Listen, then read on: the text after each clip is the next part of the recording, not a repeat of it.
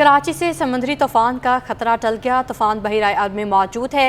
समंदर की सूरत हाल बदस्तूर गैर मामूली है। यही वजह है कि आज भी साहिल पर आम अफराद का दाखिला बंद है। आदि अनाज से मज़ीद जानेंगे, जी बताइएगा।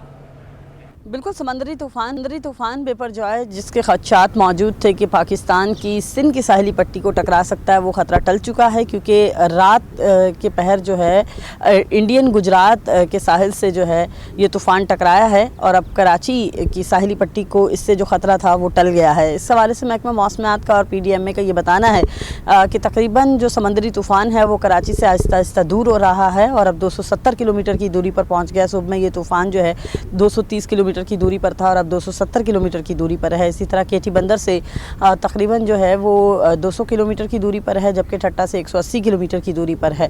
महकमा मौसमियात का ये बताना है कि इस के साइड इफ़ेक्ट ज़रूर अभी भी बरकरार हैं और मुमकिन है कि कराची में जो आज जो है वो इसके तहत गरज चमक के साथ बारिश हो और साथ में जो है वो तेज़ हवाएँ चलें। समंदर के मरकज़ में अभी भी जो है वो लहरें बेताब हैं और जो स्टेबिलिटी है उसको अभी भी आज का दिन जो है वो दरकार है और आज के दिन के बाद कल से बताया जा रहा है कि स्टेबल हो जाएगा। समंदर की लहरें जो हैं वो स्टेबल हो जाएंगी और 17 तारीख तक जो माहीगीरों को हिदायत जारी की गई थी वो ताहाल बरकरार हैं। माहीगीर जो है वो 17 जून तक यानी कि कल तक जो है वो समंदर में, खुले समंदर में नहीं जा सकते। इसके अलावा ये भी बताया गया है कि दफ़ा 144 भी ताहाल बरकरार है और साहिल की जानिब आने वाले लोगों को अभी भी जो है वो समंदर पर आने नहीं दिया जा रहा है। पुलिस की नफरी तैनात है, बैरियर लगाकर जो है वो CVO को ख़ास तौर पर सील किया गया है। इसके अलावा इस वक्त भी समंदर के मरकज़ में तकरीबन 120 किलोमीटर की रफ्तार से जो है वो हवाएं चल रही हैं। जबकि बात करें अगर लहरों की, तो लहरों की बुलंदी जो है वो अब तकरीबन 10 से 15 फीट तक हो चुकी है। तो महकमा मौसमियात का ये बताना है कि अब तक जो है वो थोड़ा बिलिटी का इम्कान है। आदि अनाज अपडेट करने के लिए। समुद्री तूफान का खतरा टल गया है, एहतियाती तदाबीर ख़त्म कर दी गई हैं। इब्राहिम हैदरी पर मौजूद माहीगीरों की जिंदगियाँ मामूल पर आ गई हैं। इसी पर मज़ीद तफ़सीलात जानेंगे अपने नुमाइंदे जुनैद जावेद से, जी बताइएगा। देखिए जी, इस वक्त मैं मौजूद हूँ इब्राहिम हैदरी की साहिली पट्टी पर, जहाँ पर रहने वाले लोग अब अपनी ज़िंदगियों पर जो है वो मामूल के मुताबिक उन्होंने गुजारना शुरू कर दिया है। इंतज़ामिया की जानिब से आज से 3 रोज़ कबल जो है इनको घरों से बेघर किया था और यहाँ से दूसरे मुकाम पर जो है वो मुंतकिल किया गया था, क्योंकि समंदरी तूफ़ान के जो मुमकिना पेश नज़र जो है इंतज़ामिया ने करने थे वो इंतज़ामात जो है वो मुकम्मल हो चुके थे। लेकिन अब समंदरी तूफ़ान जो है वो टल गया है। मामूल के मुताबिक यहाँ पर लोगों की ज़िंदगियाँ बहाल हो चुकी हैं। मेरे सामने आप देख रहे होंगे कि लोग बाइक पर भी यहाँ पर गुजर रहे हैं। समंदरी पट्टी के साथ जो है लोग चारपाई डालकर बैठे हुए और साथ ही यहाँ पर जो है वो मस्जिद भी है जहाँ पर आज नमाज जुमे की अदायगी भी होनी है। तो इस हवाले से भी जो है वो तैयारियाँ की जा रही हैं। कुछ इलाके के लोग हमारे साथ मौजूद हैं, हम इनसे बात करते हैं। भाई, समंदरी तूफ़ान तो अब टल गया, ज़िंदगियाँ मामूल पर आ गई आप लोग? हमेशा जून जुलाई के महीने में ना इस तरह की पानी भरता है, हवाएं आती है, हमें पहले से पता। बाबा ये बताएं, 4-5 दिन नींद आई थी क्योंकि समुद्री तूफान का खौफ? तूफान के लिए कौन सा नींद आएगा, जब तक टल गया अभी नींद भी आएंगी, धंधा भी होएगा, सब कुछ हो सकता है। भारी तूफान डर का ये डर था, वो डर की वजह से तक नींद तक क्या, खाना अब नहीं आ रहा था। जी बिल्कुल, इन्होंने अपने अहले खाना को दूसरी जगह पर जहां मुंतकिल किया था, अब ये लोग अपने अहले खाना को अपने घरों में वापस ले आए हैं। खासा खुश दिखाई दे रहे हैं क्योंकि इस तूफ़ान के पेश नज़र जो है वो इनकी नींदें जो है वो उड़ चुकी थी, खाना पीना अच्छा नहीं लग रहा था। लेकिन अब माहीगीरों का कारोबार भी जो है वो शुरू होने जा रहा है। कश्तियाँ जो है, मेरे कैमरामैन वकास लोधी उस जानिब आपको दिखाएंगे कि वहाँ पर जो है वो कश्तियों में कुछ लोग बैठे हुए हैं और तैयारी कर रहे हैं कि जैसे ही थोड़ा सा मज़ीद बेहतर जो है वो माहौल हो तो ये लोग फिर जो है वो फ़िशिंग के लिए निकलें और बाहर जाकर जो है अपना कारोबार के अंदर तलाश करें। जी, बेपरजाह के असरात। कराची में बारिशों की पेशगोई कर दी गई। शहर कायद के बेशतर नालों की सफाई ना हो सकी। महमूदाबाद नाला भी कचरे से भर गया। मूसलाधार बारिश की सूरत हाल में नाले का पानी सड़कों और घरों में दाखिल हो सकता है। मजीद बात करेंगे, मोहम्मद हमाद हमारे साथ मौजूद हैं। जी हमाद, आगाह कीजिए। कराची के समंदर में समंदरी तूफ़ान बिपरजॉय के असरात भी जो है इस वक्त मंडला रहे हैं और साथ ही साथ महकमा मौसमियात ने जो है बारिश की पेशन गोई भी की है। लेकिन बारिश की पेशन गोई के बाद जो है कराची में जो 500 से ज़ायद छोटे और बड़े नाले हैं उनकी सफाई जो है वो अब तक नहीं की जा सकी है। इस वक्त मैं मौजूद हूँ महमूदाबाद के नाले पे और महमूदाबाद के नाले के जो मनाजिर हैं वो हम अपने नाज़रीन को दिखा सकते हैं कि आप देख सकते हैं कि इस वक्त कितना कचरा इस नाले पे मौजूद है। अगर बारिश हो जाती है मौसलाधार तो बारिश के बाद जो है इसका जो पानी ओवरफ्लो होकर बाहर आ सकता है, जो कि आबादी में भी दाखिल हो सकता है। यहाँ पर जो है इस नाले के दोनों इतराफ जो है दाएं और बाएं जानिब जो है आबादी है। अगर ये नाला ओवरफ्लो हुआ बारिश के पेश नज़र, तो नाले का जो पानी जब ओवरफ्लो होकर बाहर आएगा तो वो सड़क पर और घरों में भी दाखिल हो सकता है। हमारे साथ इस इलाके के एक रिहायशी मौजूद है, हम उनसे बात करते हैं। आप मुझे बताइएगा, बारिश अगर होती है तो क्या सूरत हाल पैदा हो जाती है इस नाले की, क्योंकि कचरा यहाँ पर बहुत मौजूद है। क्या सफाई नहीं होती यहाँ पे? नहीं, सफाई वगैरह तो होती है, अल्लाह का शुक्र है। ये नहीं है नहीं होती, शुक्र है मेरे मालिक का, होती है, करते हैं, गवर्नमेंट भी आती है। लेकिन जो हमारे आसपास के बंदे जो भी हैं, या दूर के हैं या करीब के हैं, कोई भी है, वो ज़िम्मेदार को पैसा देता नहीं है, वो कचरा इसी में डाल देते हैं। काफ़ी उड़ के आ जाता है, काफ़ी वैसे लोग डाल देते हैं। सफाई तो अल्लाह का शुक्र होती है, दीवारें भी ऊंची। बारिश हो जाती है तो क्या पानी ओवरफ्लो हो जाता होगा, क्योंकि कचरे की वजह से फिर घरों में भी दाखिल होने का भी खतरा होता होगा? नहीं नहीं, अल्लाह का शुक्र है, ऐसी कोई बात नहीं है। लेकिन वैसे सही है, अल्लाह का करम में सफाई वगैरह तो होती है। लेकिन हमारे आसपास के जो मोहल्ले वाले हैं, जो भी हैं, वो डाल देते हैं कचरा। काफ़ी लोग, आप आगे चले जाओ, वहाँ पे भी लकड़ी टाल वाले जितने भी हैं वो भी डाल देते हैं।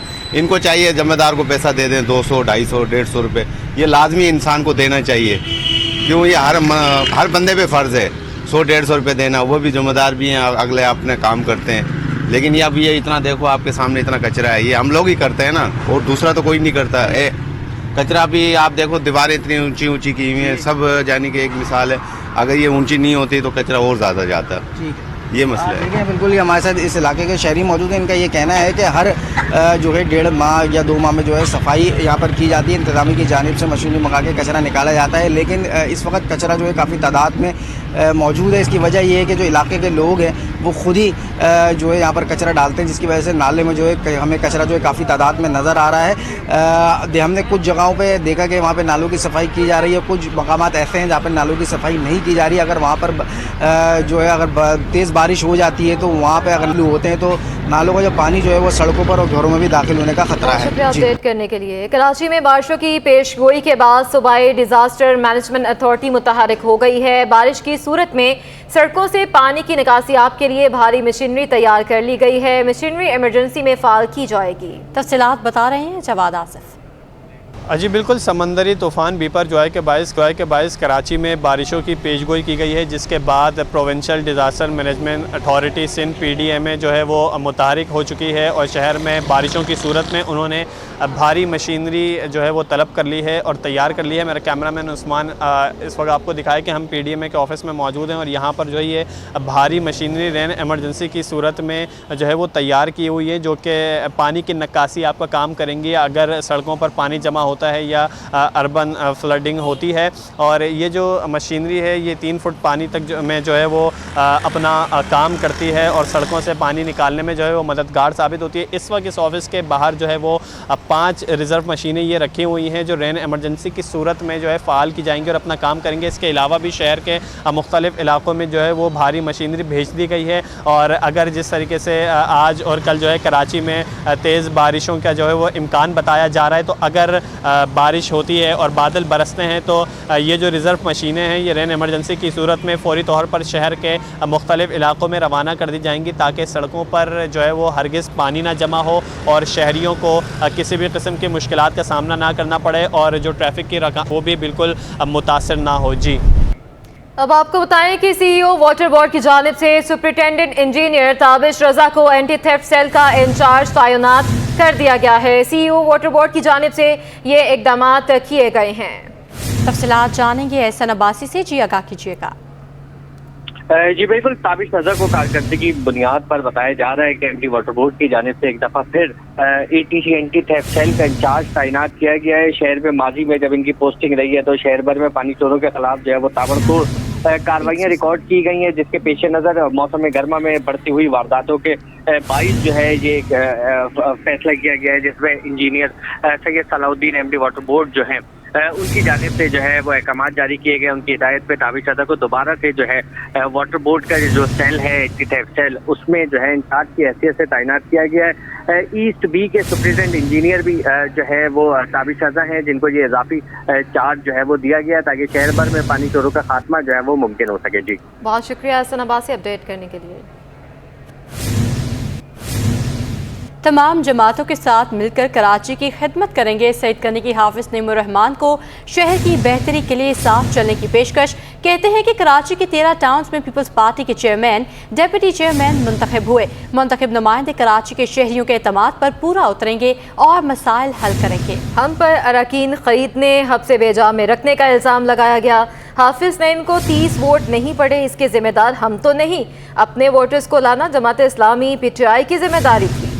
मैं एक मरतबा फिर हाफिज नईमुर रहमान साहब से PTI के दोस्तों से और बाकी MQM के दोस्तों से गुजारिश करूंगा कि आइए बैठकर कराची शहर के मसाइल को हल करने के लिए साथ मिलकर चलें और जो नफ़रतें, जो दूरियां पैदा करने की कोशिशबाजी में शहर के लोगों के दरमियान की गई है उसको नाकाम बनाएं और हम किसी तरह से आगे बढ़ें। मिठाई वाली बात मैंने ये कहा था कि अगर हाफिज नईमुर रहमान जीत गया तो सबसे पहले मिठाई मैं लेकर जाऊँगा। अब वो हार गया है, अब अगर मिठाई ले जाऊँगा तो मुझे डंडे मारेगा वो वहाँ पे।